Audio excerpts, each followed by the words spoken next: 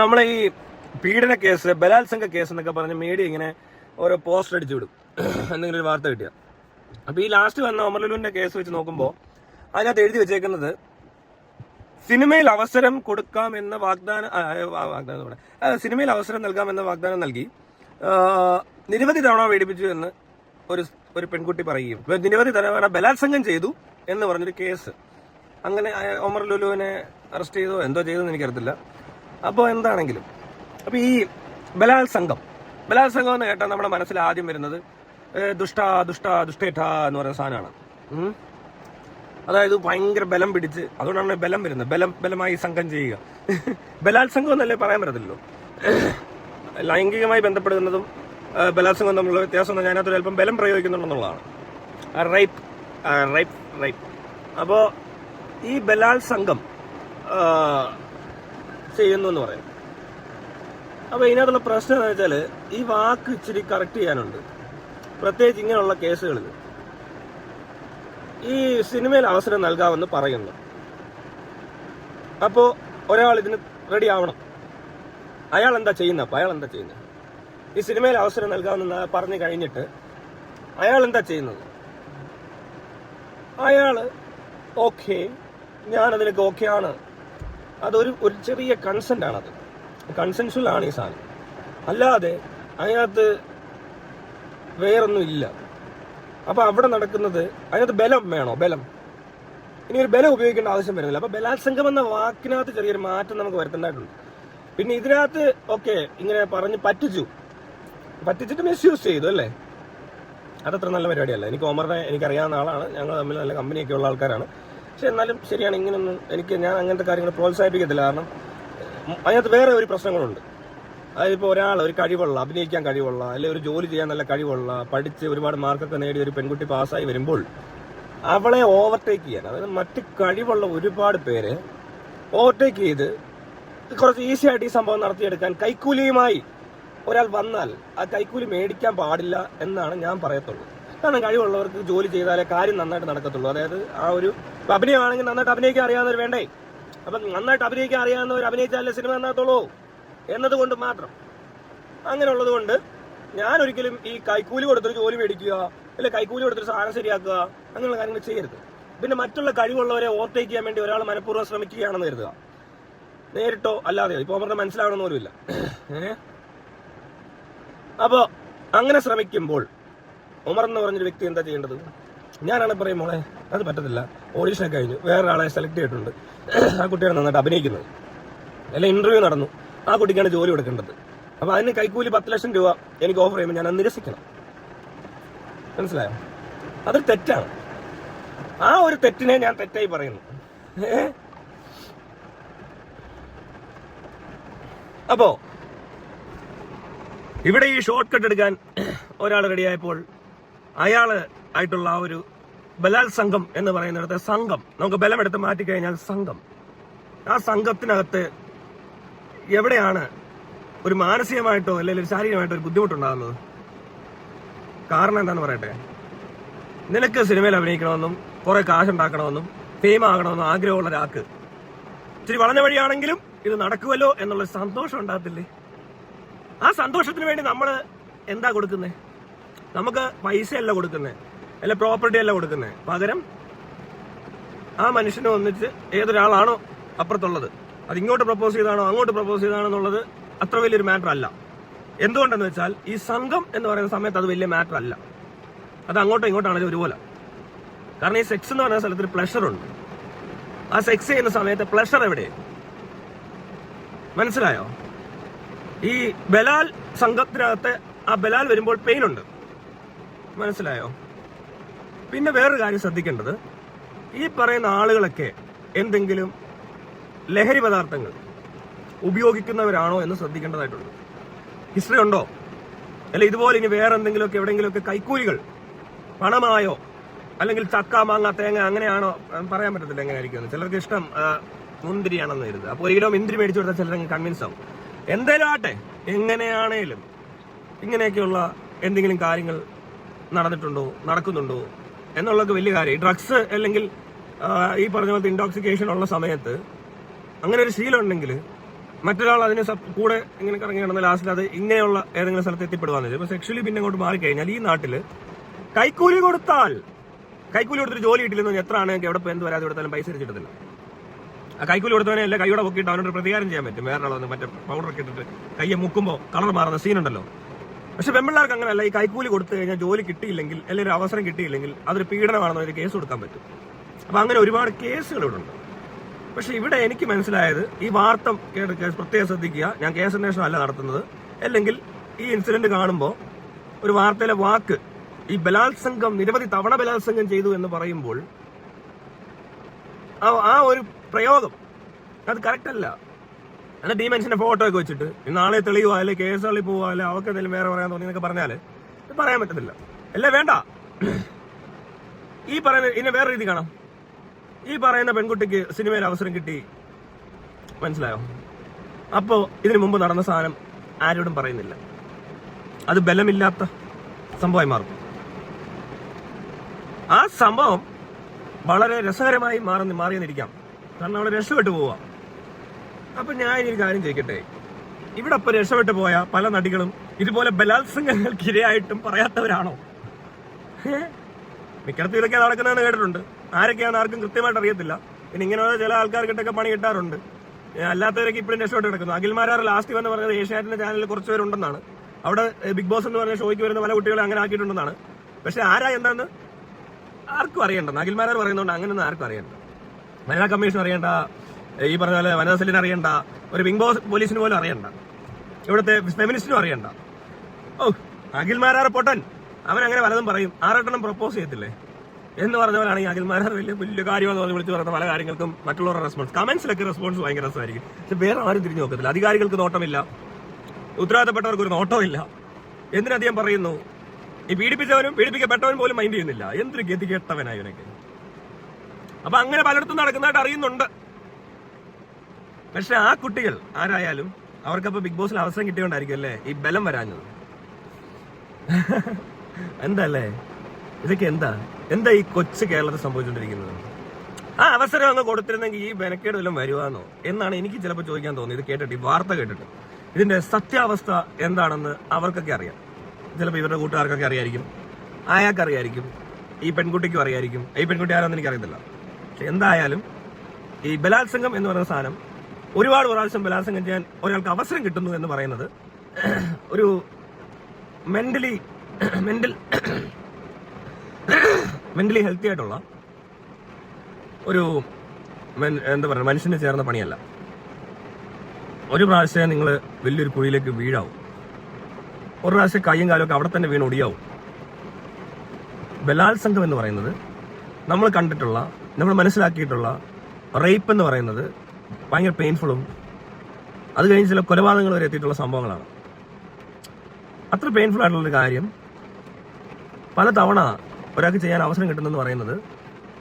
അപ്പോൾ ഈ കുട്ടിയുടെ ഒരു മെന്റൽ സ്റ്റെബിലിറ്റിയെ പറ്റിയൊക്കെ ആലോചിച്ച് കഴിഞ്ഞാൽ എന്തിനായിരിക്കും അവൾ മറച്ചു വെച്ചത് എന്ന് ചോദിച്ചാൽ, മറ്റൊരു വലിയ ലക്ഷ്യത്തിലേക്ക് എത്താൻ വേണ്ടി ചില കാര്യങ്ങളൊക്കെ ഞാൻ സഹിക്കുകയായിരുന്നു.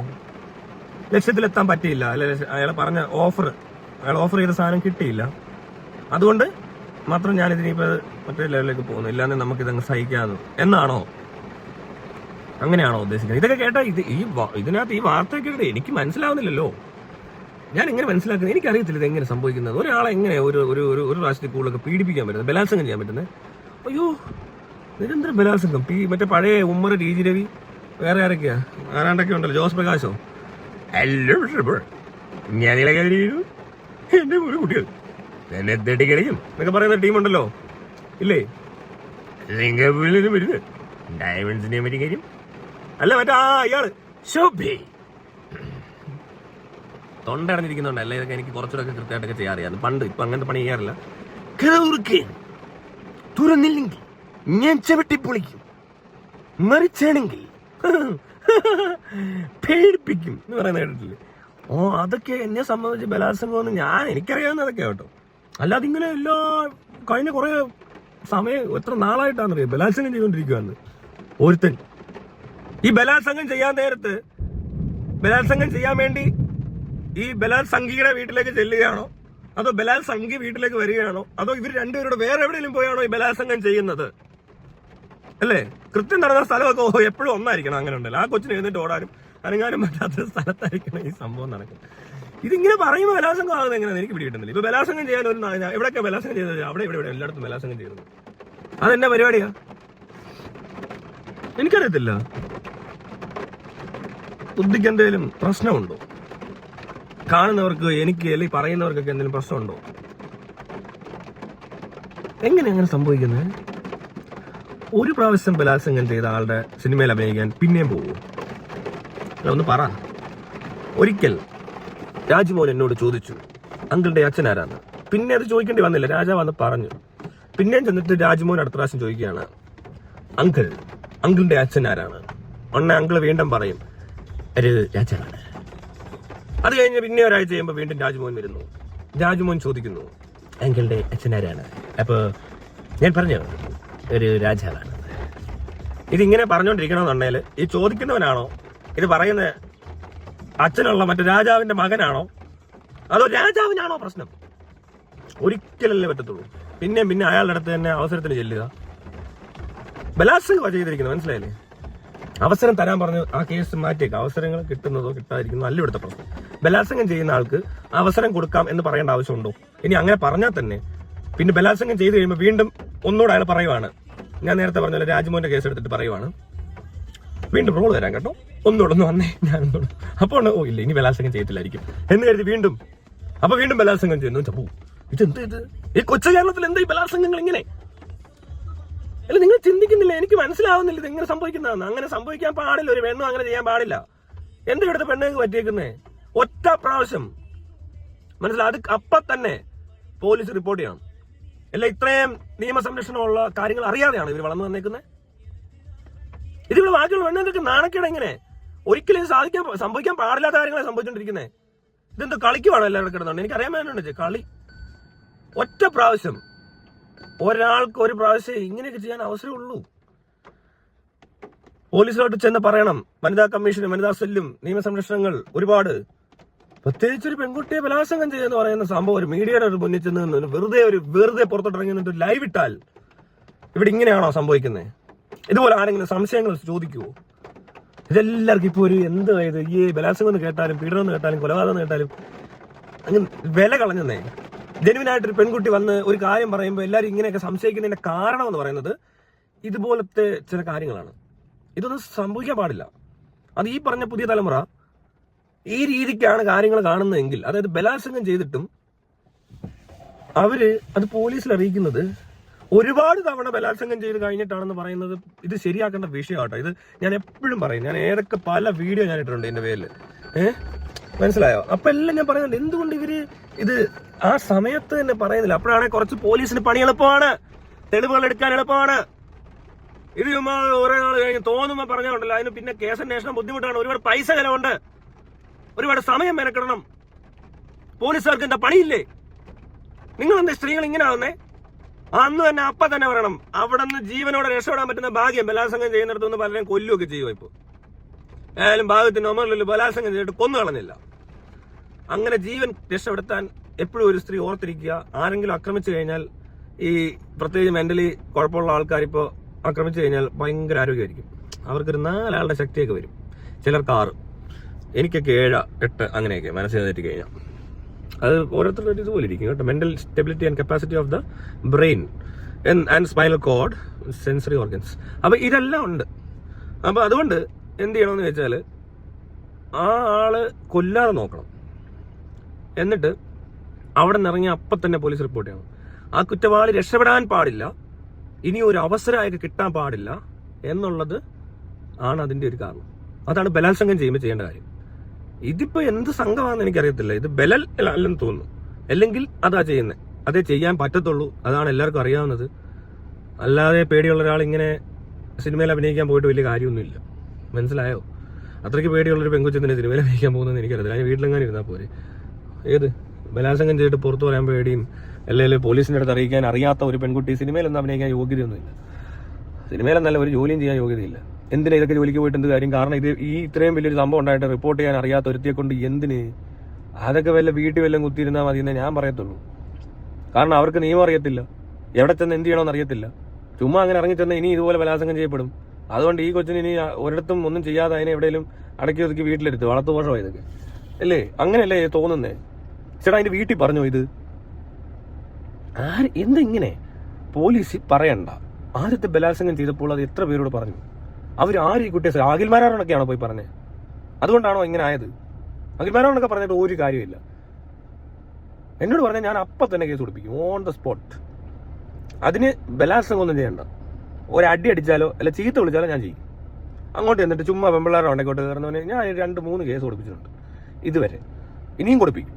ഇനി കൊടുപ്പിക്കുമല്ല, ഇതിനപ്പുറത്തെ പണി കാണിക്കും. എന്ന് വെച്ചാൽ അതിൻ്റെ ആവശ്യമില്ല. ചില ആൾക്കാരുണ്ട് ഇവിടെ കുറച്ച് എന്താ പറയണ്ടേ, അടിക്കുക ഇടിക്കുക, പെണ്ണുങ്ങളെല്ലാം ആരാണേലും വെറുതെ ഉപദ്രവിക്കുന്ന ആൾക്കാരെ. എന്തിനാ അതിൻ്റെ ആവശ്യമുണ്ടോ? അപ്പോൾ അവരത് കേസ് കൊടുത്തു കഴിയുമ്പോൾ തന്നെ ഇവനകത്ത് കിടന്നിട്ട് പതുക്കെ ഇറങ്ങി വന്നിട്ട് പിന്നെ ആ പ്രശ്നം ഇല്ല. മനസ്സിലായി? അതൊക്കെ പ്രശ്നം ഉണ്ടാക്കുന്ന സ്ഥലങ്ങളാണ്. മുഖമൊക്കെ ഇടിച്ച് ചതച്ച് ചോരയിലൊക്കെ കുളിച്ച് നിൽക്കുന്ന പെണ്ണുങ്ങളെയൊക്കെ കാണണം. അപ്പോൾ ഇനി ഇതുപോലെ തന്നെ പ്രശ്നം ഉണ്ടാകുമ്പോൾ അഖിൽമാരാണെന്നും വിളിക്കല്ലേ, പോലീസ് സ്റ്റേഷനിലോട്ട് പോവുക. അത് പോലീസ് സ്റ്റേഷനിൽ പോകാനായിട്ട് ധൈര്യം കിട്ടുന്നില്ലെങ്കിൽ കൂടെ ഞാൻ വരാം. എവിടെ വേണേലും വന്നിട്ട് നമുക്ക് ആ സാധനം എവിടെ നിന്ന് വേണേലും, ഞാൻ വന്നില്ലെങ്കിൽ എൻ്റെ ആരെങ്കിലും, എനിക്ക് ഇഷ്ടം പോലെ സുഹൃത്തുക്കളുണ്ട്, ആക്ടിവിസ്റ്റുകളുണ്ട്, ഈ പറഞ്ഞ പോലെ പോലീസിലെ സുഹൃത്തുക്കളുണ്ട്, വക്കീലന്മാരുണ്ട്, എല്ലാവരെയും കൊണ്ട് ഞാൻ അവിടെ എന്തെങ്കിലുമൊക്കെ ചെയ്ത് തരും. അല്ലാതെ അത് കേട്ടിട്ട് ആ കഥയും പറഞ്ഞുകൊണ്ട് ഇന്റർവ്യൂവിനൊന്നും ഞാൻ പോകത്തില്ല. എന്നെ വരെ അങ്ങനെ ഒരു ഇന്റർവ്യൂ എൻ്റെ നിങ്ങൾ ആരും കണ്ടിട്ടുമില്ല. മനസ്സിലായോ? ഇതൊന്നും ഇങ്ങനെയല്ല ചെയ്യേണ്ടത്. ഇങ്ങനെ ചെയ്യുമ്പോൾ ഉള്ള പ്രശ്നമാണ് ഞാൻ പറഞ്ഞത്. 2 രീതി ചിന്തിക്കും. അത് പോലീസും ചിന്തിക്കും, കോടതി ചിന്തിക്കും, നാട്ടുകാർ മൊത്തം ചിന്തിക്കും, പിന്നെ ബാക്കിയുള്ള പെൺപിള്ളേർക്ക് ഇതൊരു പ്രശ്നമാണ്. എല്ലാ പെണ്ണുങ്ങളും ഈ വീഡിയോ കാണുന്നുണ്ടെങ്കിൽ ശ്രദ്ധിച്ച് കേൾക്കുക. ഒരു പ്രാവശ്യം എന്തിനും ഇപ്പം ഈ വന്ന കാലത്ത് അവസരം കൊടുക്കാവും. അല്ലാതെ പിന്നെ ഇരുന്ന് ഓരോ പ്രാവശ്യം അടിയുണ്ട്, ഭർത്താവ് അങ്ങനെ ചെയ്തു, കാമുകൻ ഇങ്ങനെ ചെയ്തു, അതിനൊന്നും നിൽക്കരുത്. പരിപാടി അപ്പോഴേ ക്ലോസ് ചെയ്തേക്കണം. കൂടുതൽ ചാൻസ് ഒന്നും കൊടുക്കുന്നുണ്ട്. ഈ ലക്ഷക്കണക്കിന് മനുഷ്യരുണ്ട്, കോടികളായി. ഏറ്റവും കൂടുതൽ പോപ്പുലേഷനുള്ള ഇന്ത്യയാണ്. ഇവിടെ കാമുകന് ക്ഷാമമില്ല, ഭർത്താവിന് ക്ഷാമമില്ല, ഭാര്യയ്ക്ക് ക്ഷാമമില്ല, ഭാവിക്ക് ക്ഷാമമില്ല, ബലാത്സംഗത്തിന് ക്ഷാമമില്ല, കൊലപാതകത്തിന് ക്ഷാമമില്ല, കൊച്ചുങ്ങളെ പിടിപ്പിക്കുന്നു, കൊച്ചുങ്ങളെ എറിഞ്ഞു കൊല്ലുന്നു, കല്ലിക്കൊല്ലുന്നു, അങ്ങനെ ഒന്നിനും ക്ഷാമമില്ല. ആസിഡ് അറ്റാക്കിന് ക്ഷാമമില്ല, പെട്രോൾ ഒഴിച്ച് കത്തിക്കുന്നതിന് ക്ഷാമമില്ല, ആത്മഹത്യക്ക് ക്ഷാമമില്ല, ദാരിദ്ര്യത്തിന് ക്ഷാമമില്ല, പൊല്യൂഷന് ക്ഷാമമില്ല, അങ്ങനെ ഇല്ല. വൃത്തികേടുകൾക്കെല്ലാം ക്ഷാമമില്ലാത്തൊരു നാടാണ്. അതുകൊണ്ട് ഇവനാനല്ല എന്ന് പറഞ്ഞാൽ പാട്ടൊക്കെ കേൾക്കും, സിനിമയൊക്കെ പൊട്ട സിനിമയൊക്കെ കണ്ടു കഴിഞ്ഞാൽ അങ്ങനെയൊക്കെ വരും. മണ്ണ സിനിമകളാന്ന് പറയുന്നത്. അതുകൊണ്ടാണ് ഇവിടുത്തെ ഒരാൾ മാത്രമേ ഉള്ളൂ ജീവിതത്തിൽ. ഇവനാണെല്ലാം. നീ മുടിവേ നീ ഒഴിവേ എന്നൊക്കെ പറഞ്ഞിട്ട് പാട്ട്, മുടിവും നീ ഒടുവും നീ എന്നൊക്കെ പറഞ്ഞ പാട്ടൊക്കെ ഇല്ല, അതുപോലത്തെ പാട്ടുകൾ. മറയ്ക്കുവാനേ കഴിയൂ നഖങ്ങൾ നഖശതങ്ങൾ, മറയ്ക്കുവാനേ കഴിയും കൂന്തലാൽ കൂന്തലാൽ കൂന്തലാല കൂന്തലാല, നാടെല്ലാം തേടി വന്നു കൂന്തലാല. കേട്ടില്ലേ? മറയ്ക്കുവാനേ കഴിയൂ കൂന്തലാൽ കൂന്തലാല ഹേ കൂന്തലാല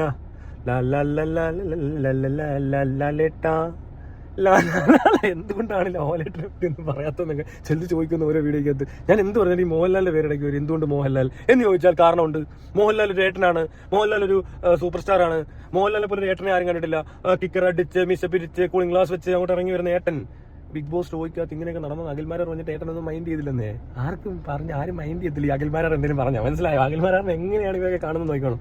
ഇതേ സ്ഥാനത്തെങ്ങാനും ഞാനായത് പറയുന്നെങ്കിൽ ഉണ്ടല്ലോ, മോഹൻലാല് ഉറപ്പായിട്ടും ഞാൻ മോഹൻലാലിനോട് വിളിച്ച് പറയുന്നത് ഞാൻ പറഞ്ഞിട്ടേ ഞാനിത് തുടങ്ങത്തുള്ളൂ. ബിഗ് ബോസ് ഷോയിൽ ഇങ്ങനെ ഒരു സംഭവം നടക്കുന്നുണ്ട്, മോഹൻലാൽ നിങ്ങൾ എന്താ തീരുമാനിക്കുന്നത് ചോദിക്കും. മനസ്സിലായി? അപ്പം വെണ്ടയ്ക്ക നഷ്ടപ്പെടുവോ, വെള്ളരിക്ക നഷ്ടപ്പെടുവോ, തക്കാളിയാണോ നഷ്ടപ്പെടുന്നതെന്ന് എനിക്ക് അതിനകത്ത് കാര്യമുണ്ട്. മനസ്സിലായി?